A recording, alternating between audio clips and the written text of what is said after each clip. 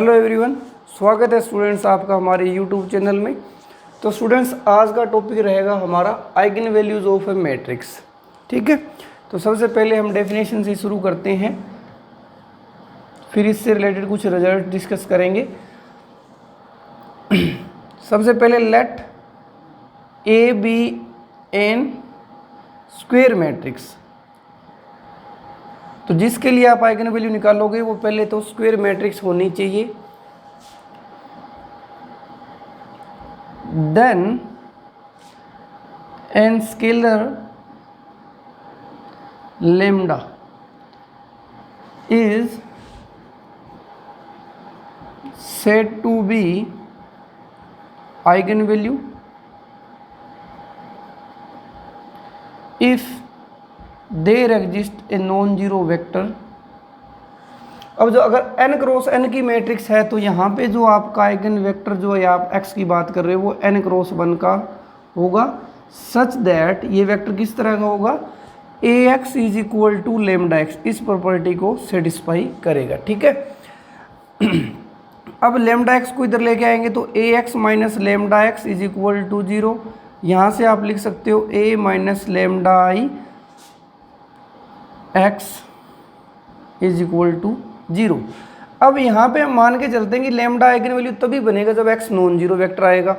अगर x non zero vector आएगा तो बाय होमोजीनियस लीनियर इक्वेशंस में हमने एक रिजल्ट किया था कि अगर ax इज इक्वल टू 0 इसके पास कोई नॉन जीरो सॉल्यूशन एग्जिस्ट करता है तो उसकी नल स्पेस में कोई कम से कम एक एंट्री एक वेक्टर आपको मिल रहा है तो रैंक उसका n से कम हो जाता है, फुल रैंक मैट्रिक्स नहीं रहती, तो उसका डिटरमिनेंट क्या हो जाता है 0। तो उसी वजह से हम ये लिख रहे हैं कि जो रैंक है वो n से कम होगा तो a माइनस लेमडा आई का डिटरमिनेंट 0 आएगा। तो आप यहाँ से डेफिनेशन एक तो ये लिख सकते हो, या इसी को दूसरी फॉर्म में कैसे रिप्रेजेंट कर सकते हो कि lambda is eigen value if and only if a minus lambda is जो मैट्रिक्स आएगी उसका डिटरमिनेंट 0 हो जाए। ठीक है, तो ऐसी वैल्यू को हम क्या बोल देते हैं, आइगन वैल्यू। फिर जब हम क्वेश्चंस करेंगे तो वहाँ पे हमें कुछ रिजल्ट्स के बारे में पता होना चाहिए ताकि हम जल्दी से क्वेश्चंस को कर पाएँ, तो उनको डिस्कस करते हैं। रिजल्ट जो हमारा रहेगा स्टूडेंट्स वो रहेगा कि इफ़ इन गिवन मैट्रिक्स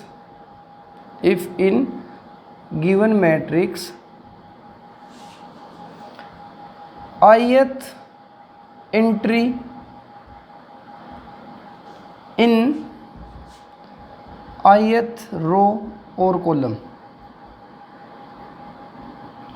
यानी कि अगर आप फर्स्ट रो की बात कर रहे हो तो फर्स्ट एंट्री की बात हो रही है, सेकंड रो की बात कर रहे हो तो सेकंड एंट्री की बात हो रही है। ith entry in ith row is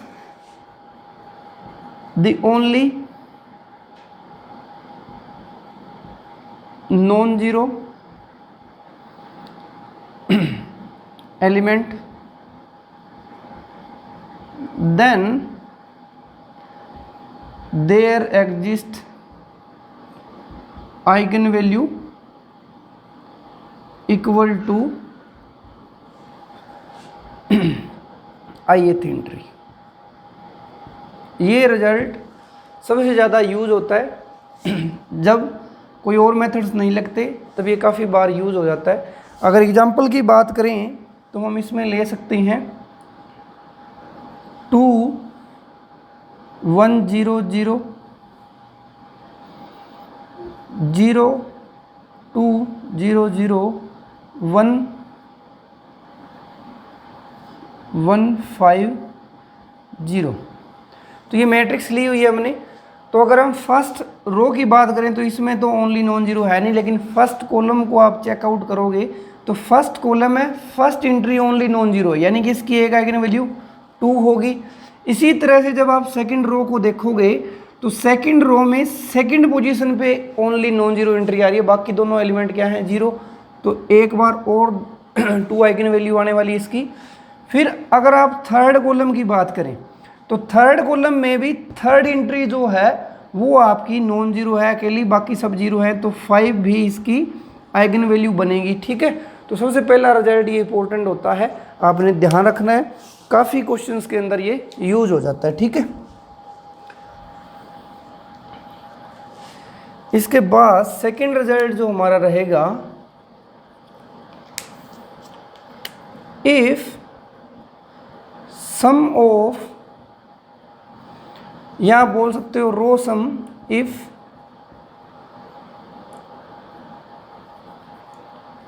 if the sum of elements of each row, हर एक रो, each रो और column is same,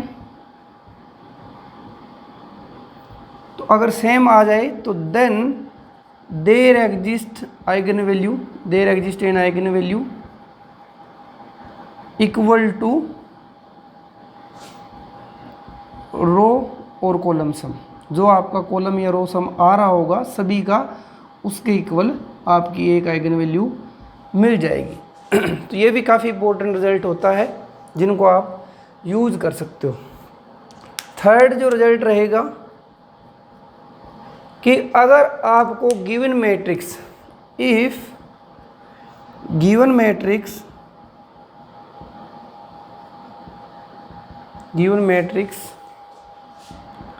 is triangular, कि गिवन मैट्रिक्स अगर ट्राइंगुलर हो, यानी कि वो अपर लोअर दोनों में से कोई भी हो जाए,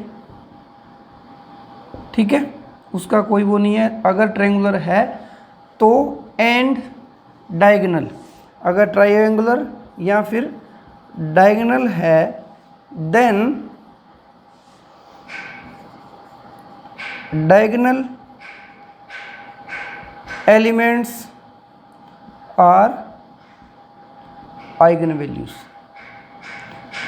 अगर ऐसा केस आ जाता है तो जो डायगोनल एलिमेंट्स होंगे आपकी वो आइगन वैल्यू बनेंगे उस गिवन मैट्रिक्स के लिए। ठीक है, तो ये तीन रिजल्ट हो जाते हैं। फिर हम कुछ प्रॉपर्टीज़ हैं उनको आप रिजल्ट के तौर पे भी देख सकते हो। मेनली ये तीन रिजल्ट हैं। इसके बाद में जो फोर्थ रिजल्ट या प्रॉपर्टी बोल सकते हो कि sum of eigen values, sum of eigen values वो इक्वल होता है trace of the matrix, trace of matrix. जो मैट्रिक्स गिवन है उसका ट्रेस है तो उसके स्क्वायर मैट्रिक्स है तो ट्रेस हम निकाल सकते हैं। फिर फोर्थ इसका डिटर्मिनेंट से रिलेट करते हैं, प्रोडक्ट ऑफ आइगन वैल्यूज जो होता है वो आपका इक्वल हो जाता है, अगर मैट्रिक्स ए दे रखी है तो ए के डिटर्मिनेंट के बराबर आ जाएगा। ठीक है, फिर है कि अगर आपको ए की आइगन वैल्यूज़ के बारे में पता है और ए की पावर्स, इंटीग्रल पावर्स, वो भी पॉजिटिव अगर आपको निकालनी हो या नेगेटिव में भी निकाल सकते हो। फिर हम क्या कर सकते हैं, सबसे पहले इफ़ ए इज़ इनवर्टिबल, यानी कि उसका डिटर्मिनेंट नॉन जीरो होना चाहिए। Then if lambda is an eigen value for A, if A, पहले तो determinant non zero, if lambda is eigen value, तो हम इसको एक ही रहने देते हैं, and lambda is eigen value for A, then 1 by lambda is eigen value for A inverse. A inverse के लिए जो आइगन वैल्यू निकालनी हो वो क्या हो जाएगी, 1 upon lambda. Next seventh result students हमारा इसके लिए रहेगा कि if lambda is eigen value for A, then lambda power m is eigen value for ए की पावर m, जहाँ पे m क्या होगा, इंटीजर। ठीक है, ये आपने इस तरीके से रिजल्ट्स यूज कर सकते हो। अब इसी से रिलेटेड एक एग्जांपल और कर लेते हैं जिसमें आप इन रिजल्ट्स का यूज़ करके आइगन वैल्यूज़ के बारे में बता सकते हो। स्टूडेंट्स, हमने एक एग्जांपल लिया है जिसमें काफ़ी बड़ी सी मैट्रिक्स आपको दे रखी है। अब अगर आप यहाँ से a minus lambda I characteristic equation निकालो, फिर यहाँ से लेमडा की आइगन वैल्यूज़ फाइंड आउट करोगे तो काफ़ी लेंथी हो जाता है। लेकिन अगर आप इस मैट्रिक्स को ध्यान से देखें तो पहला काम अपना चेक करना है कहीं ये अपर ट्रायंगुलर या लोअर ट्रायंगुलर या डायगोनल तो नहीं है। तो यहाँ पे डायगोनल के अलावा नॉन जीरो एंट्री है, यहाँ भी आ चुकी, यहाँ भी आ चुकी, यानी कि ना तो ये अपर ट्रायंगुलर है, ना लोअर ट्रायंगुलर और ना ही डायगोनल है। यानी कि आप डायगोनल एलिमेंट्स को देख के कुछ नहीं बोल सकते आइगन वैल्यूज़ के बारे में। फिर अगर रो सम की बात करें तो वो भी इक्वल नहीं आएगा, ना कॉलम सम इक्वल आएगा। अब जो तीसरा रिजल्ट जो है यहाँ पे जो यूज़ होगा वो अगर आप नोट करो कि फर्स्ट कॉलम के अंदर first entry only non zero entry है इस पूरे कॉलम में, यानी कि एक आइगन वैल्यू 2 होने वाली है। Second row second entry non zero only, तो यानी कि 2 भी आपकी आइगन वैल्यू बनेगी यहाँ पे। थर्ड रो और थर्ड एंट्री वो भी नॉन जीरो है ओनली, तो ये भी बनेगी। ठीक है, तो यानी कि 3 आइगन वैल्यूज़ हमें मिल चुकी। Last seventh row seventh entry only non zero मिल चुकी, तो यहाँ से भी हमें 5 ही मिलेगा।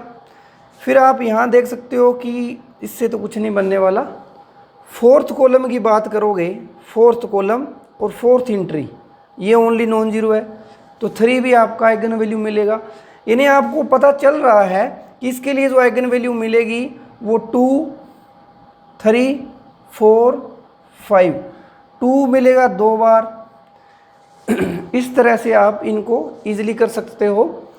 तो ये रिजल्ट यूज़ करके आपने आइडिया निकाल लिया कि इसके पास कौन कौन सी आइगन वैल्यूज़ पॉसिबल हो सकती हैं। ठीक है, तो इस तरह से आपने रिजल्ट्स का यूज़ करके ही आइगन वैल्यूज़ निकालनी होती है। जब आपको कोई बड़ी मैट्रिक्स दी जाए तो आप चेक ज़रूर करें कि उनके अंदर ये रिजल्ट्स ना लग रहे हो। ठीक है, तो अगर लगते हैं तो हम उसी से सोल्व करेंगे, अदरवाइज़ ये मेन जो अपना फॉर्मूला होता है यहाँ से सोल्व आउट करते हैं। ठीक है।